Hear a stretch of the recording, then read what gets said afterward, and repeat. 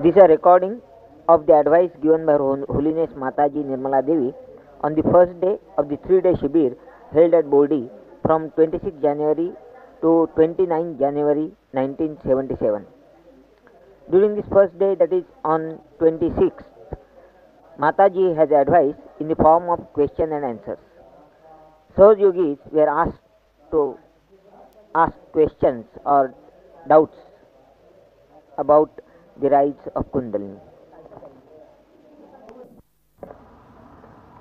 I'll try to cover most of the points that you have asked, but I must say that I was very happy to hear most of the questions because that shows that your inquiry is getting subtler and subtler.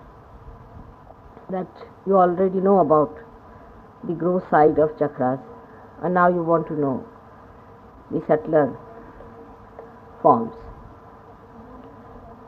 Now, the first question was which should be taken up first is the one how the chakras come into human beings, what time, what stage of life, because that should be the first question. This question is something like if you ask what time a primule comes into the being of a seed, is something like that. That a human being, when he dies, as I have told you before, he does not die fully. Only a part of him dies, which is mostly the earth element, and the rest of the elements remain there. The rest of the body disappears, and we can't see it because it is not a complete human form. It goes on decreasing in size, and the Kundalini leaves the body and stays outside the body. And the Atma, what we call the spirit, also leaves the body and stays outside the body, which is the remaining body. The constitution of this new body is different from our constitution. We can say a light that is extinguished has all the body except for the light, but the light goes out of that body.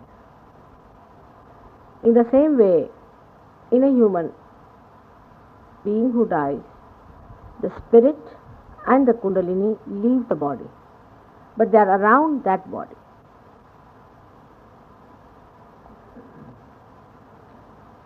And it's a great procedure that follows, which is fantastic. It's unbelievable how the body disappears into different elements also. But first of all, let us see when such bodies which remain like that, they go into what you call the Pretalok. There they become seeds, or they can become smaller and smaller and smaller,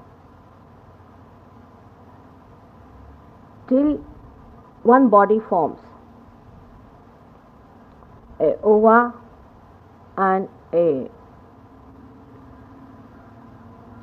which you know as a sperm. In one body it is formed. I don't know if you have seen the division of chromosomes, how it takes place. It's a complete division.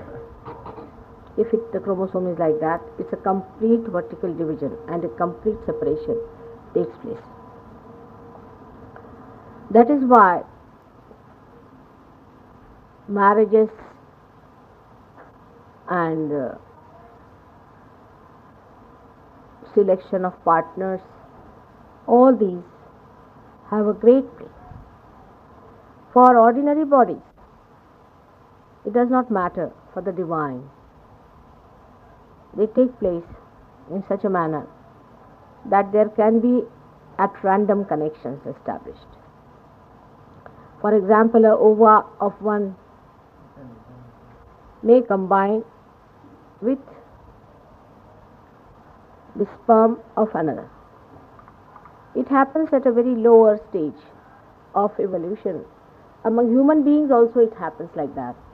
For some people who are just not very evolved, we can say. But mostly the ova rejects the sperms. It only accepts that sperm which is meant to be accepted. Now it is such a minute work, it is so fantastic that it is unbelievable. We have no idea as to how God works out. It's absolutely tremendous that even the ova goes on rejecting the sperm that is not the second part of itself. And that's how so many sperms are wasted and so many ovas are wasted. So you can imagine that there is a tremendous machinery which is working out this. Especially people who are realized, even they are reborn, and all the forces of the divine combine to see that this ova is placed with a person who is ultimately going to meet the person who has the proper sperm, so that there is no problem as far as the meeting is concerned. And the divine takes all the care of these great souls.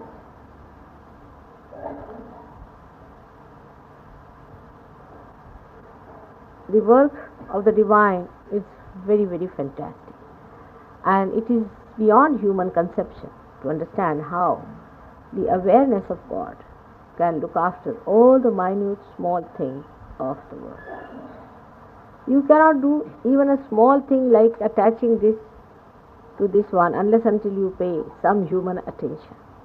So you can imagine the attention of God who embeds so many seeds in this Mother Earth and gives you such huge big trees. I mean, we have taken them for granted, but if you watch, you will feel the fantastic dynamic force behind it, which thinks it, which does it so perfect. But we think that it is all automatic, and that's how we can bear it.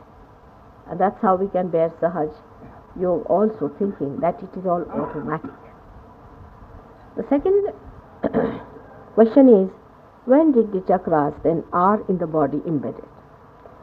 They exist in the body and they go on existing. Of course, they get corrected every time the body takes birth and goes into a new seat.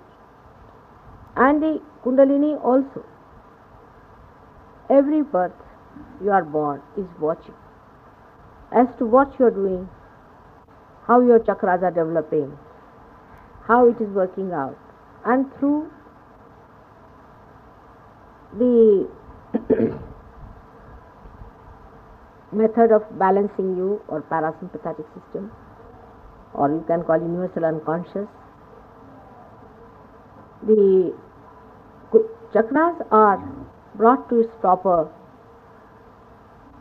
shape and to its proper condition by evolution. A man makes mistakes, he makes searches, he searches from one place to another.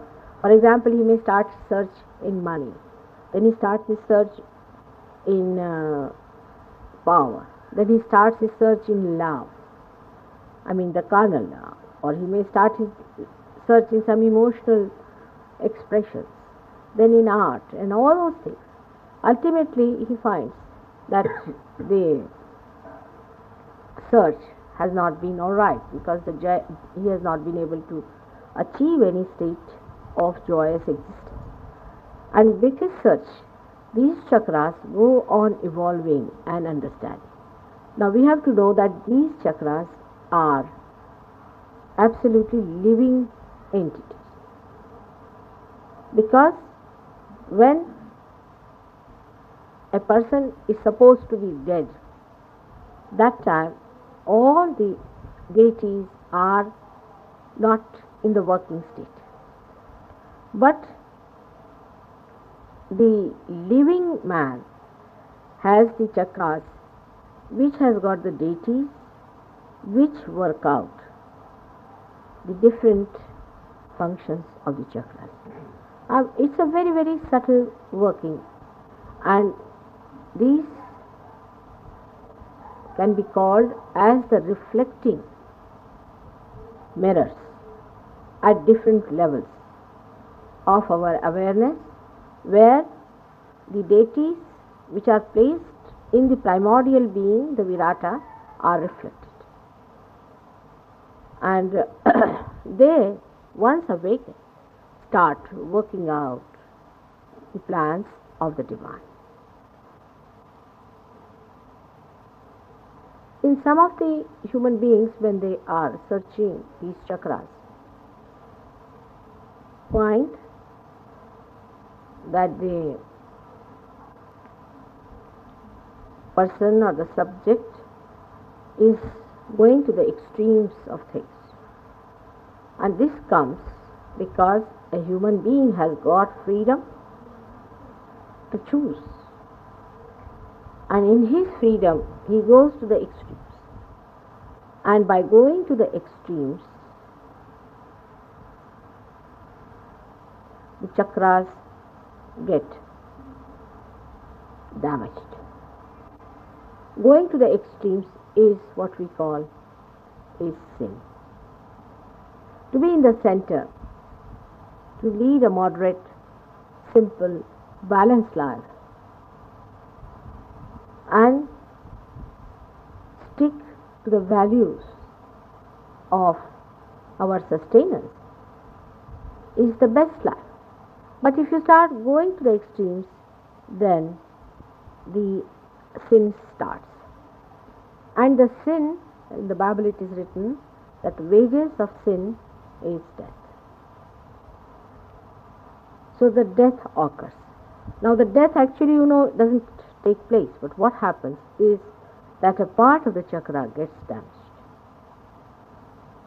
It can be a physical hankering, it can be mental, it can be emotional, it can be spiritual, it can be anything. If you go on working out an imbalanced solution, then these chakras get spoiled at different points. That's how your chakras get spoiled.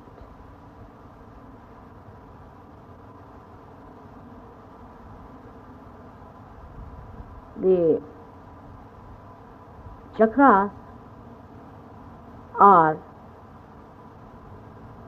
according to our awareness in different states.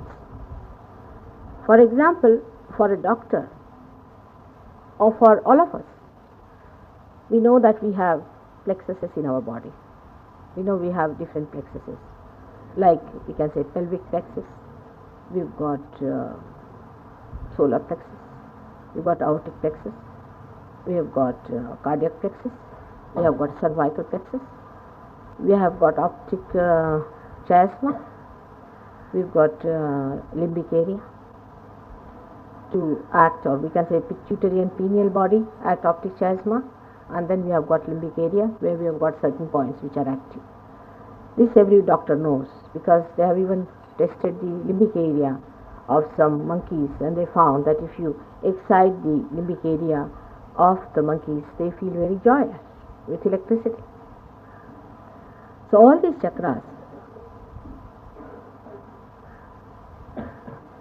in the body of a human being are only felt as gross expressions, which we call as plexuses in the parasympathetic and sympathetic channel. They are all connected, as I have told you, that the sympathetic comes from both the sides and creates the central channel, and that is the parasympathetic. So it depends on the balance of both these sympathetic that the parasympathetic works out well. When the balance breaks up, any balance can upset both of them, and when it is completely broken, then they become on their own, and that is how it is the complete so-called liberation of man from God's grace. Once he is completely liberated from that grace, he starts falling into the state of, as we call them, Rakshasas. He goes to hell. He goes to the other kind of awareness where there is no feeling, no consciousness of conscience. He doesn't think twice. He can kill 100 people without even feeling bad about it. He loses all his emotional side, and also he loses all his wisdom. What remains in him is his own ambitions and his own desires or his depravity. And he goes on without feeling any compunction or any binding from the divine or his own dharma. So these chakras are very important for us because, first of all, they give us the balance for our everyday existence. They give us God, and we can think of subtle things and abstract things. This all comes through the help of the chakras. If you ask me if the animals have the chakras, they have, but they don't have all of them separated. Sometimes they are confused chakras, and all the chakras are not separated from each other, and they are not all open out because of their evolutionary process is not yet complete. But some animals I've seen have got a awakened kundalini, and they are realized animals I've seen. So it is possible even for animals to be very dharmic than men are, and sometimes it is surprising how they can discriminate better than human beings can. Apart from that, some animals I've seen have got a awakened kundalini, and they are realized animals I've seen. So it is possible even for animals to be very dharmic than men are, and sometimes it is surprising how they can discriminate better than human beings can. Apart from that, animals are kept under the bondage of God, and whatever is their sustenance is done by them. They don't have to think about it. For example, a dog is a dog, a cat is a cat, and a tiger is a tiger. So only the human beings can be a dog, can be a scorpion, can be a snake, and can be a saint. So it's only possibility in the human being that you can find all the animals existing side by side. And can be any time these animals can come out, and you may be surprised at yourself the way they suddenly jump out and start barking at you. So that is what human beings are, because whatever has been in our past is within us. Whatever animals we have been is within us. So all that is there. But whatever we are going to be also is there. Whatever we are going to achieve is also there. For human beings, the future, past, present exists, but for God it does not. So for him to plan and to organize and arrange is very easy stuff, because if you do not have such demarcating things, you just organize things much better. And his methods are because of his own, I should say, awareness, a status, a almightiness, I can say, or it's just his nature that he's like that he can manage things very well. And you cannot explain them with one event after another event, how he has managed and how it has happened. He does it just because he is capable of doing that. He need not do it all that with understanding or thinking about it as human beings do, because he does not have to think either, because he is that, you see. He is the power and he does everything. He is the consciousness, so he does everything without putting any effort into it. And it's a very different state, which perhaps you can understand as Sahaj Yogis, that just you move your hands and you find the Kundalini moving the other side. Now you may say, why is it moving after all? You must think about it. You are realized, so you can do it, but not a person who is not realized. If he puts his hand like that 100 times, nothing is going to work out. Only you can raise the Kundalini. The reason is your awareness is different and his awareness is different. Your powers are different and his powers are different. So in the same way, God, who is all powerful, for him, even moving his finger, he can move the whole universe. After all, he is God. And that's why for human beings it is said that you better have faith in God, because that's the best way you can solve your problem. If you go on thinking about it, you'll all go crazy. So we have to go to a point where we can understand him, otherwise we will all go crazy understanding him, and we'll all become mad thinking what all these things is beyond us. It is too much. So but because in Sahaj Yoga now your awareness has come really to such subtle form, one can understand so many things and can understand the subtler ways of God's doing, and also understand what is possible for you through subtle methods. We can talk of subtler things, but talking this to anybody who is not a Sahaj Yogi would be something madness. They wouldn't understand a word what I am saying. It's only meant for the people who are Sahaj Yogis. So we came to a point where I said that in the gross they are expressed as plexuses in the human being. Now this is known as the gross way. Now the subtle form you have seen, the sukshma as they call it, the subtle form. The subtle form exists in the human being, which you can see, you have seen it. The subtle form as energy when it starts pulsating, you have seen the pulsation. But this subtle form is in two forms, you can say. One is a sukshma and an ati sukshma. Because in the sukshma you can see, and a person who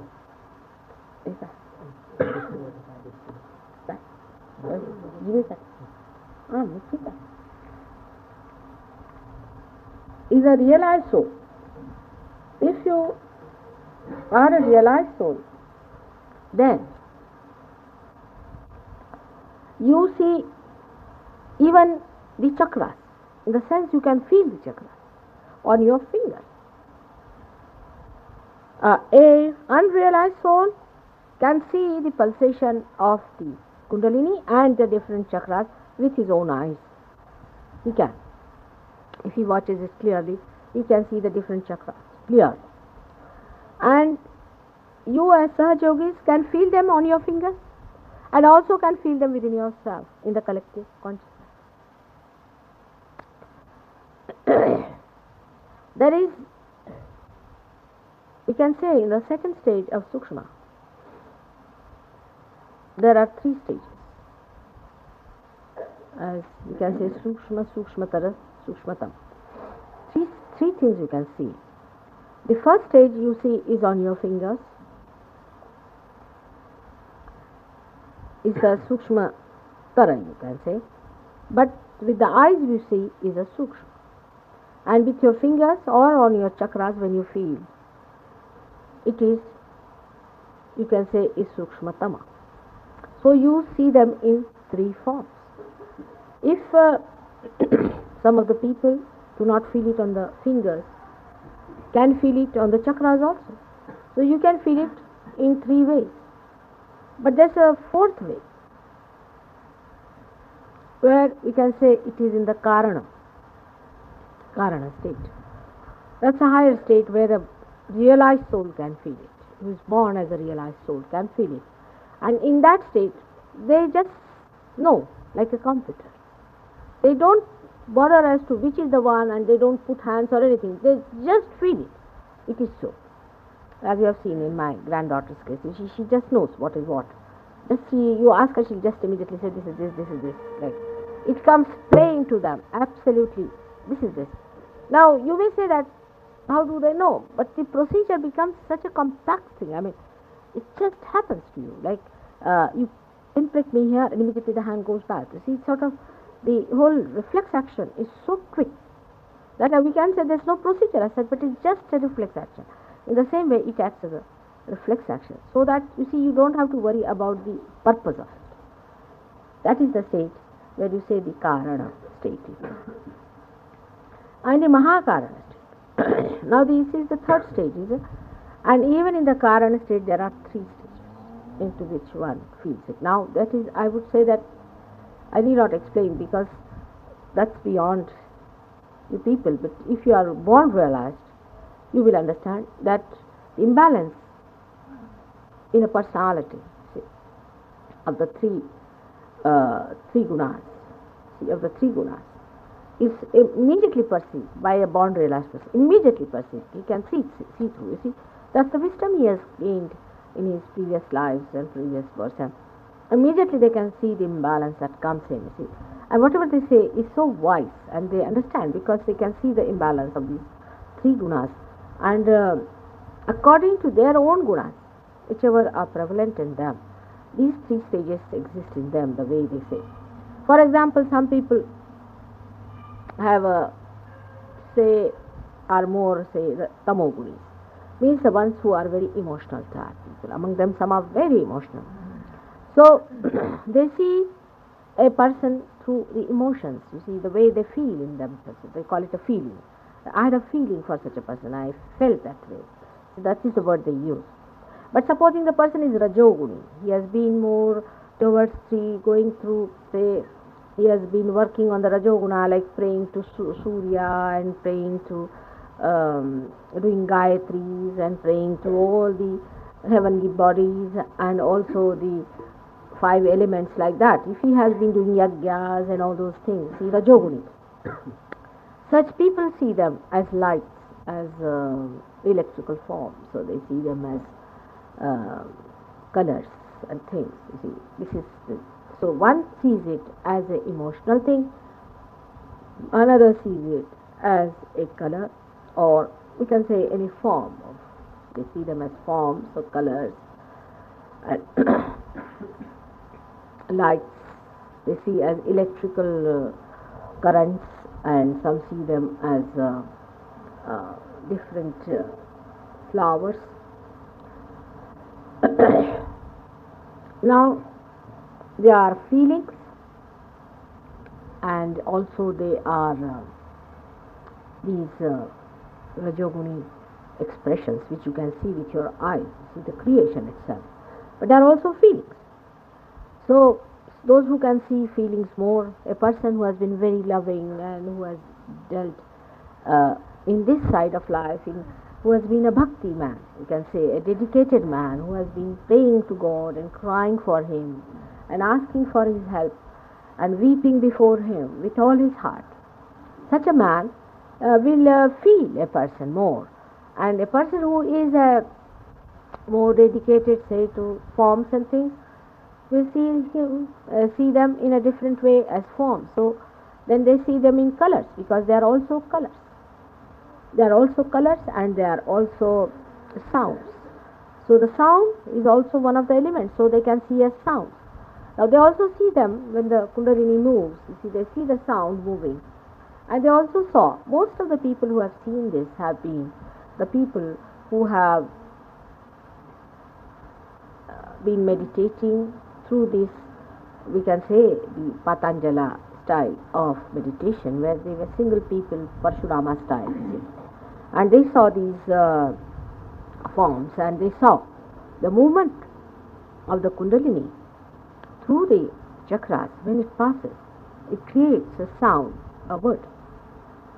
And so they studied every sound, which sound was created, what sound was created, what color was there. And so it is a one-sided knowledge of the right-hand side, of the people who went through the right-hand side, that they say that this thing was created, that thing was created, and then this sound was created. Then they formed a language. It's the original Sanskrit language which was formed. That's why it is called as a Devavani. And that's why these deities understand Sanskrit the best. When you say Sanskrit mantras, you see, they absolutely understand them very fast, because this has come originally from there. They studied that, and then it was done. But other languages in India, most of the languages were taken from Sanskrit, converted into something else, brought to another form, and then another Sanskrit came in, Prakruta, Sanskrit, and these 5 languages, Magadhi, Paishachi, Maharashtra, and all these languages came in. So it is a derivation. Other languages in other countries that came up, you see, was also, of course, the expression of the Kundalini, but they learnt it more from, say, the words came from the more from the outside. You see, the sound of the air flowing, they call it, so they call it S, like that. And from the nature, whatever they learn from outside, because the approach has been more objective. So objective approach is always little less than the subjective, because subjective is from inside and objective is from outside. So when you go from the objective, the deviation into the main sounds that are coming from inside, you see, the purity is little bit deviated, as you know what is objective and subjective approach. So this has happened with some languages. Some languages are very, very close to Sanskrit, and but they took a turn according to their gunas. Now, the Sattva-guni, the center part of the Sattva-guni, as they call it, you see, they are also the people who have Sattva-guna more in them. They see chakras in the right form. But Sattva-gunis should not be confused with the people who believe that if you eat this, then this is Sattvic, if you eat that, that is Tamasic, or if you say this, this is Sattvic, or if you do not kill anybody, then it is Sattvic. In this, the right perception comes in. For example, you have to explain why Krishna killed so many Rakshasas. It was absolutely Sattvic. It's dharmic, absolutely dharmic. Why Durga killed so many Rakshasas? She had to eat the blood of so many Rakshasas. So, you see, whatever is dharmic, the wisdom, the right path, comes through such people who are neither too much this side, neither that side, and they know exactly what is the right way of looking at life. Such born realized people, this is a very, very far-fetched stuff. There are very few. I would say, perhaps you can say Buddha and Mahavira are the only two human beings who have gone through many lives. From one extreme to another they went, and ultimately they found out that going to the extremes is not proper.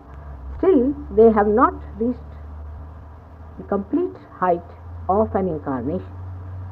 So, a model was to be created who would be all the time giving a fixed point for a person to rise to that. And these are the different models which are placed within us on our chakras. And these models are perfect models belonging to those chakras. So, according to the nature of the person who is watching these chakras, one sees them and gives them importance also. Now, for a person like say Shankaracharya is a born realized soul many a times. He's not born realized once, but many a times he's born realized, and he's in the center of it. We can say one of them, we can call him. So when he talks of his Muladhara chakra, he has already done the path many a times, and now he's going to the subtler and subtler and subtler form. So when he says that the Muladhara chakra is opened out, then you can walk on the water. It's correct, because he is at that subtle stage of ascendance. One has to ascend once, second time, third time, fourth times, and then you see you reach a stage where you start ascending. But even then, it is not so important to walk on the water. What is so important to walk on the water? It's nothing so important, because you see, it's easy. You can take a boat and walk. It's nothing so important. So, walking on the means also on the right hand side. Is the right hand side to walk on the water, or say to fly in the air. All this is the right hand side things, which also can be done with the help of a boat or a an aircraft, or even we can use a boot. For that we can use a dead entity, and we can make him take us to any place we feel. The which can be done. The CSP business is only that. So it can be done by other methods also. So it is nothing important that, you see, it's sometimes very confusing when we see that some people can fly in the air. They say in the subtle form they have gone. You don't see the body moving, but you see that they can feel it. The difference being that the people who are realized can guide themselves and you can see them bodily moving. But those who are not realized, they find their subtle being taken out and their consciousness going with them somewhere else, and they are sitting on top of the house. Some they are watching themselves and they are sitting there and they see themselves sitting down like that. You see, these phenomena take place. That is absolutely nothing but soul being ridden by a dead entity. So there's nothing great about it. That is also a right side stuff. The left hand side, as I told you, is the emotional feeling about things. You see, you feel tremendous love for others, and sometimes, people, I would say Sainath was one of them who had this left hand side gift with him, and he was love personified, and he was so much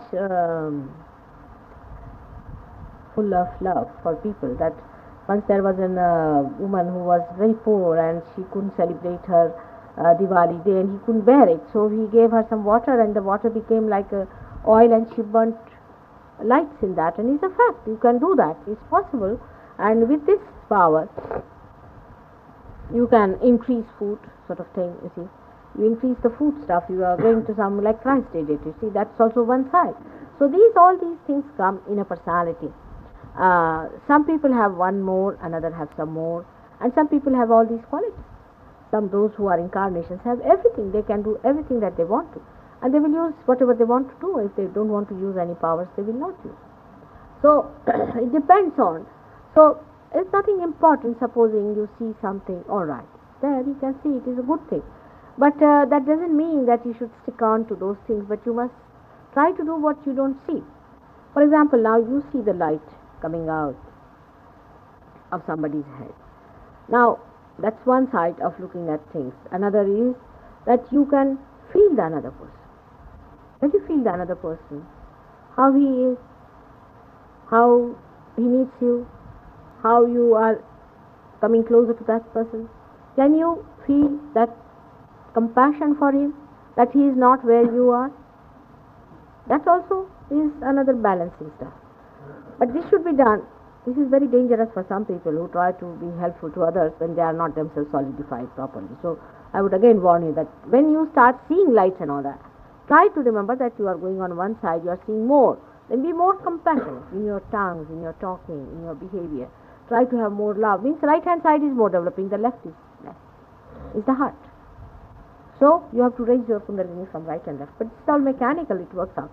It's only thinking about it. Oh, I have to develop my heart more. The balance has to be there. This also should be there, the feeling for others. Now the feeling for others cannot be explained as I feel for others. Okay? If somebody is crying anywhere, I get tears into my eyes automatically. Even if you are not crying and if you are feeling hurt about things, I get this hurt feeling within myself. Like that. You see, you should really feel that hurt feeling and that desperate feeling and that cry. Of course, it comes to some people too much, but they do not have the other side. So you should have both the sides and both the balancing characters within you. So those who are seeing things more should not go on bothering about what they are seeing. It's coming their way, all right. Because they have done that kind of a tapasya, so they see things. And it helps Sahajog very much because you can see for yourself who is realized, who is not realized, this thing, that thing. But still the dryness is in you. So if it is in you, you should try to develop it. So whatever you don't have, you try to develop that. Whatever you have, don't be satisfied with that. That's the best way you can rise. You see, those people who can see things should try to feel others. Those who can feel others should try to see things. And it should work out that way. So this is what it is. And in the Mahakarana state, where the Mahakarana is, that is a very, very subtlest form of state where the chakras which have got the deities are connected with are sort of reflection of the deities of the Virata. Now these deities in the Virata are reflected in you, are awakened in you, and they start moving and making the whole thing work out as it should be. Up to the Karana state, it is very good. But Mahakarana state is the state where it is the real, what we call the object and reflection. When you can come up to the object, which is a very deep state of mind, where you are with the object. And when you are at the object, you are very close to an incarnation state. So, we can say that as far as you people are concerned, you should try to understand up to Karana state, because beyond that, how to jump and how to go is not the question just now. Versus of telling you about something which is a far-fetched stuff. So we'll talk about it later. But this is how it is the 4 states of chakra. Now, दूसरा प्रश्न हुआ ना उत्तर का ते चक्र. हाँ. He says you see it anti-clockwise. You do see, because most of the people who have seen it on other people. And when you see on other people from the back side, you see it on the anti-clockwise side. But if you see it from the front, it is clockwise. That's why. What I'm saying, हाँ. you feel the chakras moving one outside your body. हाँ. Feel the chakras moving. Yeah, so it depends on, what I've just now told you, that the chakras, say for example, for an ordinary human being, the chakras are nothing but ordinary plexuses. For a realized soul, it is more than that. So the more you move into a greater wheel of your own awareness, that's how the chakras start manifesting. Now, for example, my chakras are working all over. This is the difference. So it depends on the awareness of person. Dasa Deepasan, Dasa Prakash Pade. As much as the light now says, that much is the extension of the light. See, as much is the power. So that's what it is. So, शरीर जे आहे, शरीर हे म्हणजे growth आहे, पण आधी ग्रोथच होतं. Vibrations फार आया लगा. अच्छा, अब हो गया चक्र पे बात करें. Now, is there any question left on chakras? About the number of petals. Yes, number of petals are also gross stuff, you see. Till you go to a certain stage, there are petals are being created because of, there's a little mathematics about it, little mathematics. And all this mathematics has been worked out in a human being, how it is. But these are the, we can say that now, for example, in a person now, a light is there. Say 25, what do you call it? 25 watts. 25 watts. Now, 25 watts are to be converted, say, to, say, 60 watts or something like that. So, you have to see the dimension into which the person is, that portion is going to grow, you see. It's a big mathematics about it. It's dimension to which that can grow, you see, and into what sphere it is going to penetrate. For example, now the Muladhara Chakra you can take, for example. Now, Muladhara Chakra is actually 4 petal because it covers the 4 sides of the human personality. It's a very abstract calculation. It is the 4 side of the personality, and the 5th side, the movement in the 5th dimension, doesn't take in the Muladhara Chakra. It takes above the Muladhara Chakra. So the 4th dimensions are shown by that. See? These are the different dimensions of a man. At those levels, how many dimensions you touch by these, that it is calculated like that. In my book, I have given most of these in very great details as to what are the dimensions one touches in this thing and how far you go. But the same Muladhara becomes only 2 later on. But it is such a subtle and sharp tool, which is very, which penetrates just like this all over. So it depends on the, you can say in a machine, you have different types of bolts and different types of screws and with different dents. Now, what is the calculation is an engineer can say why is it so. So, you see, it is a very detailed work and it's all worked out because the dimensions into which a human being will be going, and all that is worked out, and on that chakra only these dimensions you achieve. So it has a meaning, but it's not only 4 chakras. It's not only 4, it has got many petals inside, and it's a very interesting one. Actually, in Mooladhara I've written a big chapter complete, how many folds are inside, and how these things work out, and how many folds, what do they suggest, and how far they open out, because it's all a dimension which is worked out. For example, if you take a banyan tree, the seed is so small, a banyan tree has the smallest seed. Now why is it so? And why is it so microscopic? Because it is so dynamic. So it is all worked out like a capsule, you see, and it's a capsule which is to work out this dimension, it has to work out that dimension. So it is a sort of a rather a calculated stuff which I have described. I have only described Mooladhara really in the full this thing, because it makes such a big volume of one Mooladhara chakra that I gave up about others. I have just mentioned about them. But only Mooladhara itself, when I started describing, it became such a big, huge thing. I gave in, I said, now better not do other ones. But it's quite a complicated stuff, you see. And you see, God has his own stage or style of planning, and we can't question him. He does it according to his own whim, you know, his own style. But he does, his whim has understanding. Everything has. You will find that sometimes, you see, if you try to study that, if you ask me certain things, I try to answer it in a different way, you see, because there are his ways of doing things, and he understands, and that's how he does it. But still I have tried to bring out at least Mooladhara chakra, so that human beings must understand that how complicated they are made, how God has been so careful to place their Mooladhara so well, and how he has put the folds there, how it's a living machinery, how it's working out, so that people should understand the importance of their chakras and importance of their being, how important you are. You are not ordinary people. Even if there's a ordinary tape recorder, we are so careful about it. How much we should be careful about our own machinery, which is being created in ages with such great understanding, with such mechanism. Every chakra, if you take up, even if you take up 3 yugas, you won't understand one chakra. It is such a tremendous working inside. I have of course given only the description of it, and the reason why is a stage which will make you really mad. But I have tried to explain in that. You have read my Mooladhara, did you? It's quite elaborate stuff. In Delhi, the question was, what is the purpose of life? Buddhism said, purpose, of all this incarnation is to go in nirvana, which is nothingness, where nothing happens. Then, in the Christian tradition, it is also perfection, which is conceived as a total union with God, which is immobility. Now you said it is not like this. You are going to incarnate.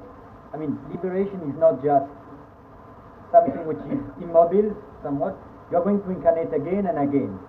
Then the question I'd like to raise in connection with the chakra is, what is the purpose of life? I understood before that the supreme thing is to be united with God, whatever this means. And when I'm united with God, there is no movement anymore.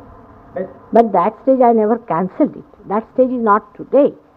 See, when I said it that just now you have to incarnate again and again, you are not at that stage.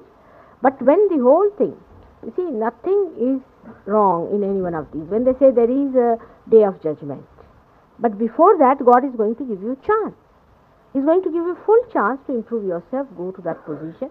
You see, like that we can say that first the trees are brought into being by sowing the seed. Then the trees grow up. Then there are flowers. Then the flowers are again, they become seeds. Then again the trees, and again this thing, until they reach a certain stage, till they have completely ripened. Then they remove the whole thing, and the whole thing becomes the Brahma itself. And whatever is the waste matter is thrown out. So ultimately is the union. But the union of your being with God is a much later stage. First of all is the purification point. You see, for your purification, you are to be born again. You have not reached that stage where you should become Mahanirvan. Have you? If you become, might be you might land up in hell. So better not try that. See, you must understand that just now at this stage, you have to go further, purifying yourself till you reach a certain stage. You see, where? Then you reach a certain stage at that time. God has given you enough chance to improve yourself. Still you are Rakshasas, then you are not going to be tried anymore. But it's quite near, I must say. You cannot now allow it to take the chance. It's quite near. One of the halali, we call one of the butchery is going to be very close. It's very close. I mean, I would say it can be any time. So you be careful. I mean, it's just there. So many have to be neutralized because they are just very troublesome.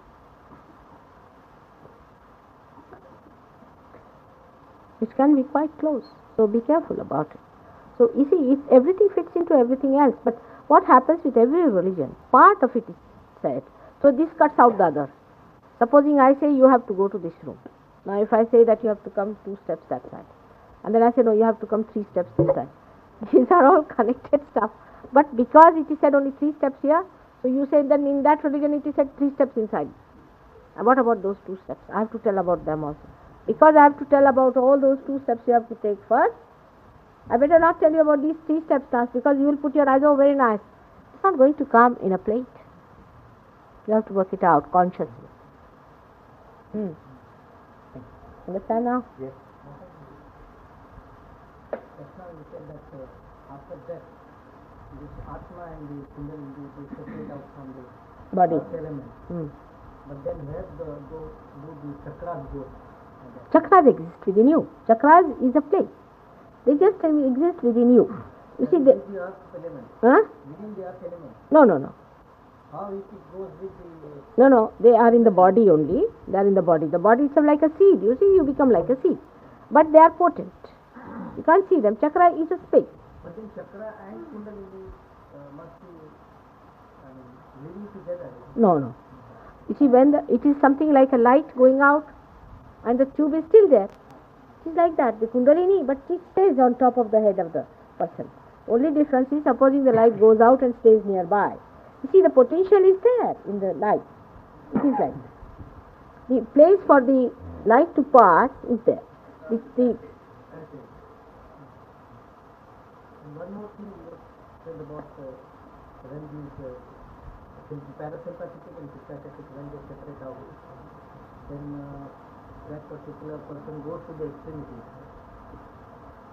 Extreme. The extreme. And in that case, what happens before our realization, whether they are superimposed one over the other, the sympathetic and parasympathetic. No. They are already separated in the growth. They are separated. Inside also they are separated. But there is a void. This is the only kind. Because yes, that is the only thing. You see, the Kundalini gets enlightened. Or sort of she gets a little enlightened, we can say. When it faces me and it starts rising. Or when you people, because you are also Sahaja Yogis. It doesn't happen with anybody else, you will be amazed, So now, what is the other question? Should we? We actually do this sort of thing, try to activate our chakras by giving clockwise or anti-clockwise movement. But in fact, chakras, they turn horizontally in the body. How the chakras move in the body. You see, yes, that is true. They are moving horizontal. They are moving horizontal, but when you move them like this, you see, like you have seen the Why wheels. not we do this way? No, it doesn't work out. It works out better this way because you see, these are the things that are emitting. You see, Yes. if you do it like this, it goes down. But this way, these are moving. You can move this. You have seen that in a watch. You have some like this parallel, and some are like this.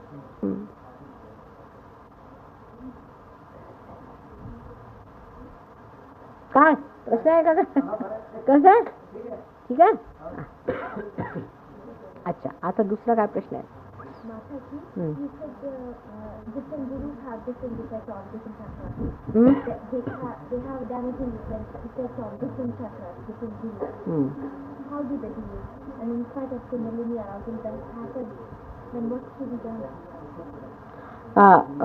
You see, what gurus do is they use different chakras for introducing into the sympathetic nervous system some entities which they have controlled. You see, they do not control many entities as such, but what happens?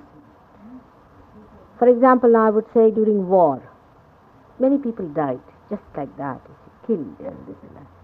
In those countries, those souls, you see, they were never sort of never had a human life, and they were treated just like animals, and they were very much tortured. So they had that feeling in their minds that we should also torture these people. So when they come, they die. You see, they do not die really, and they do not get into the Pretloka.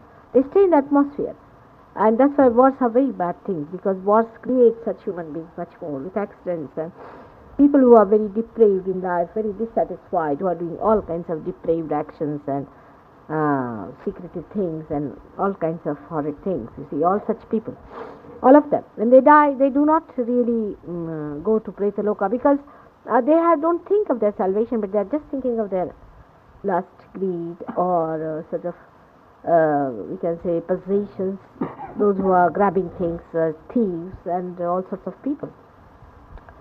We can call evil people and satanic people. When they die, they find, they become much more subtler, and they can be better off if they act in a subtle body. So they use their subtle body for acting into people, and such people are easily available. So these gurus, what they do, that they themselves are evil geniuses, and they have a way of capturing those people, and they use them, and they introduce you through your different chakras. For example, Ravana had the capacity to speak, and in his speech he used to introduce Rakshasas into the human beings in Ceylon. Otherwise, imagine in Lanka, people should never fight Rama, because at that time the sensitivity of people was so great that they knew that Rama was an incarnation. They were not gross as today they are, that one has to tell that, oh, here I am the incarnation. See, that time it was not Kali Yuga, so they knew he was an incarnation. And so many of them, I mean, some of them did not, but quite a lot of them knew, and despite that, nobody could oppose it, because their mind was captured by these entities put by Ravana, and they fought. So it was so, even at the time of Krishna, people knew who he was. At least they had quite an idea. Even Kauravas knew about it. But this Kali Yuga is a wretched thing. Nobody sees anything clearly. But those times were not like that. People knew who was an incarnation, and they understood it. And that time also, these people had to use some sort of a way of putting them off, and they used this method of enticement. And when they used this method of enticement, in that use, they learned also subtler ways, which they are using in the Kali Yuga very well. They are actually Rakshasas, and they know these methods, how to entice people. There are so many ways of doing it. And when you bend your head before them, that is the best time when they can put it into your ego, and they can finish you off once for all. So that's how they do it, and you are no more yourself.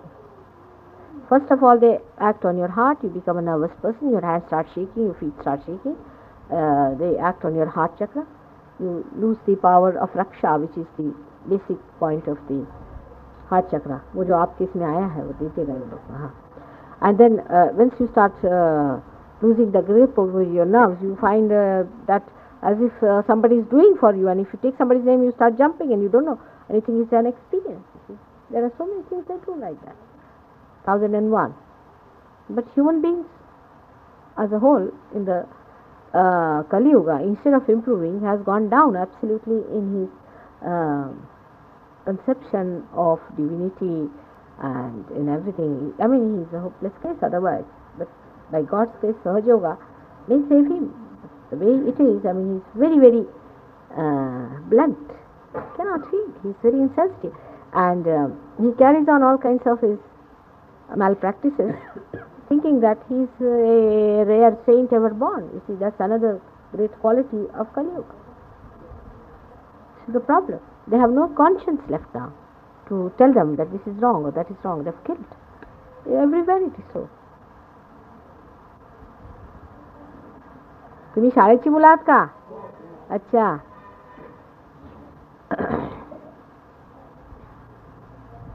अशा हात करून बसा आमच्याकडे बघू. हां.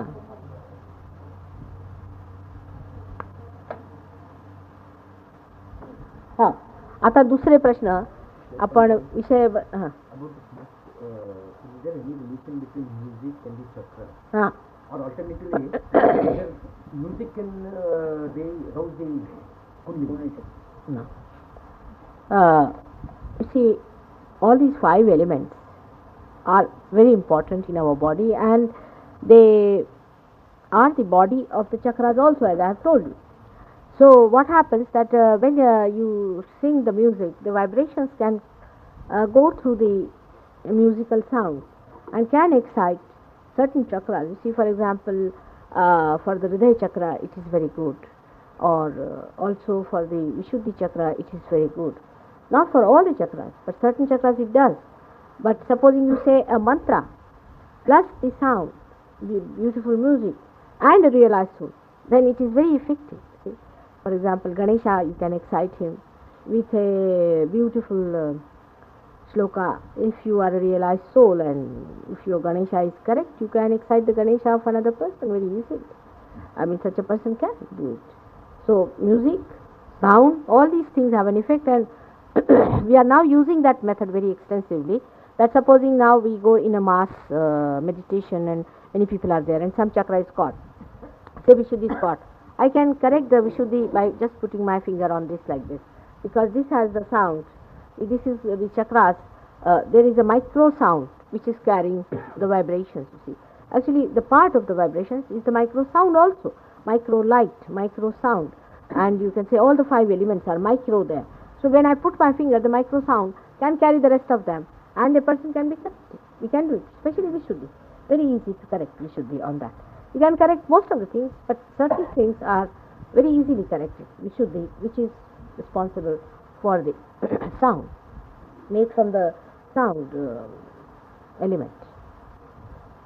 As we have seen that water element is very good for treating people for the lower chakras, because up to the heart chakra, because the water and salt can help you for the Navi chakra, and because salt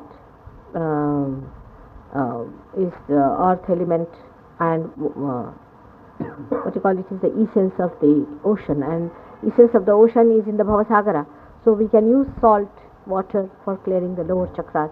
We can use light for the eyes, because this is made out of the prakash, the light element, like that. You see, different things can be done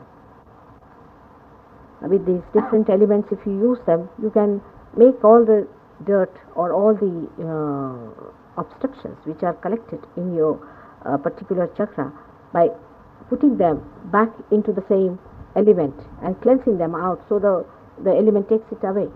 For Mother Earth also, she has so many elements in her that she can take away so many of your problems which are troubling you in your being because of some imbalance of the Mother Earth element. You see, this is all due to the imbalance of these elements in you accumulated more beyond than what you wanted. That's why I say the extreme of it. The Tattva is expressed through Sri Ganesh, and Sri Ganesh is the form of you can say the purified principle of the earth element, and it's the same. I mean, you can say in a flute you have 2 notes, the first and the last are the same. In the same way, in a human being, the 7 notes, the first one is a Ganesha and the last one is also a Ganesha. So these 7 notes are the same, and these 7 notes make the earth element, and I mean are not completely earth element, but started with earth element, purified, where it loses its earth element problems completely. It is Parabrahma. I mean, it becomes all Brahma, because earth element is outside is the earth element, but inside is Dhara, is Dharana. It is the power to sustain. It's the power to sustain, and that power is the purest form of earth principle. So you see that you become later on. Gradually, the whole earth element drops down, and you become that. So it is the Dharana Shakti, as they call, the power of sustainer, is the Ganesha. So like that, in every chakra you have a very subtle and subtle-most point, and that subtle-most point is the note that the divine is playing at that point, because every note it has a different frequency, a different intonation, you can call a different sound, which helps in the melody of this universe. So like that we have 7 chakras and the 7 notes, and there are different notes, but these notes then create permutations and combinations, and that is how a chakra gets into a swara, and then it becomes a, you can say, a sound, and from sound it becomes a word, and from word it becomes a language, and like that it goes on, and the same subtle form starts becoming something else. For example, if I have love for my children, how I express it? I make a house for them, I make a place to live for them, I cook food for them, I make a bed for them. You see, is a gross expression of that subtle love I have. In the same way, whatever is subtle within us is expressed outside with the help of the elements that are outside, to express the subtle through our gross behavior or gross material things also we do. So it's the same subtle which is expressing outside. But then we become so gross later on that we forget the inner part of it. You see, for a mother may create something, all these things, and then she'll become so possessive of her children. She'll think, I've done so much for my children, that she wouldn't even think for why she has made it.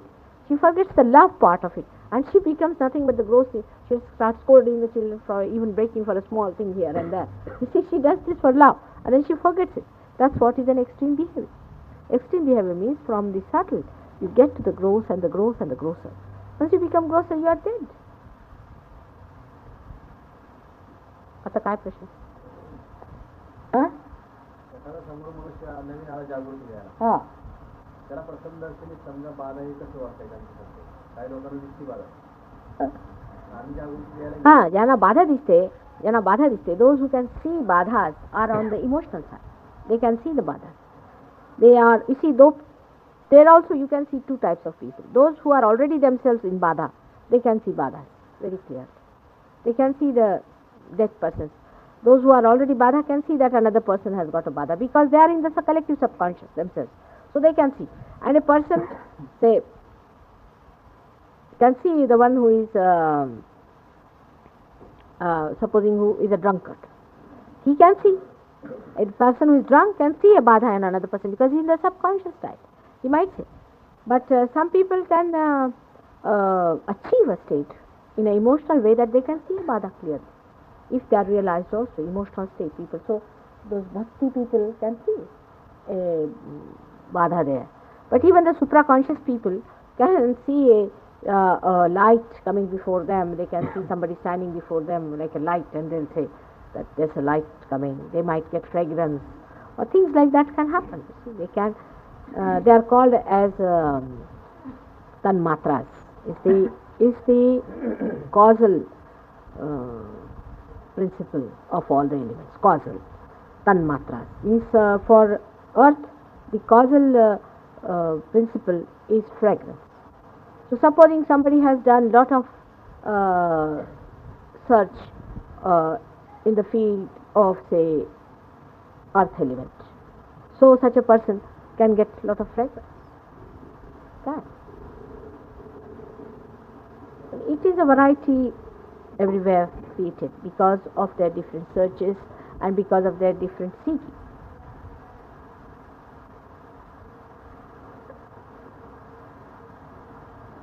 तर तुम्ही काय म्हणाला, बाधा कशी ओळखायची? नाही, ज्यांना दिसते त्यांना दिसते, ज्यांना नाही दिसते त्यांनी वरी नाही करायची. You see, badha, if somebody has a badha or not, you can, if he has agya and a heart, it's definitely a badha. And you just ask the person to put the hands before the photograph, he'll start shaking. Normally he shakes. Huh?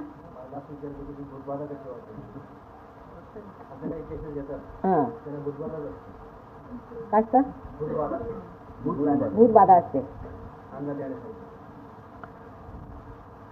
See, I don't know how you should make it out, but it's very easy. You can make out. They cannot put their eyes towards my photograph. If you ask them to close their eyes, their eyes will start flickering. Hands will start shaking. Eyes will always flicker. Slightest badha it will show on the eyelid, like this.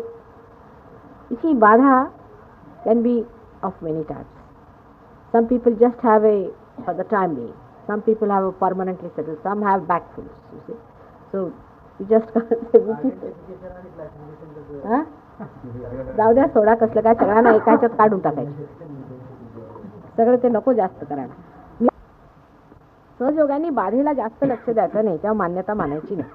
कारण असेच येणार तुमच्याकडे अधिक चिकटणार ते असलं की त्यांना म्हणा फोटोवर बसा, रगड रगड बसा म्हणा फोटो, माताजींना बघू द्यात.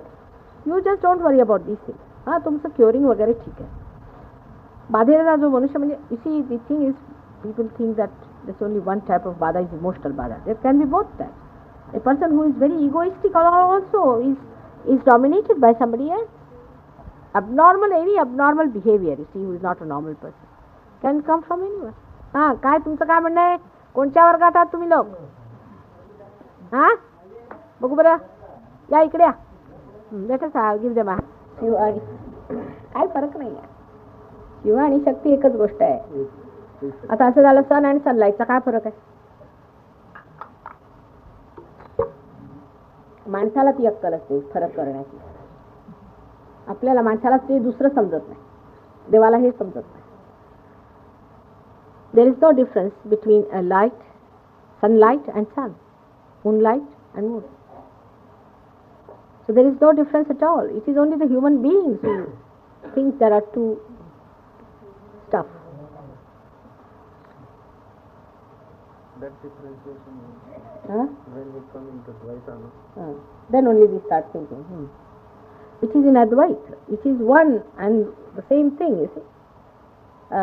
For example, now this bangle is beautifying my hand. So what is the difference between this bangle and the beautification? Is the quality of the person.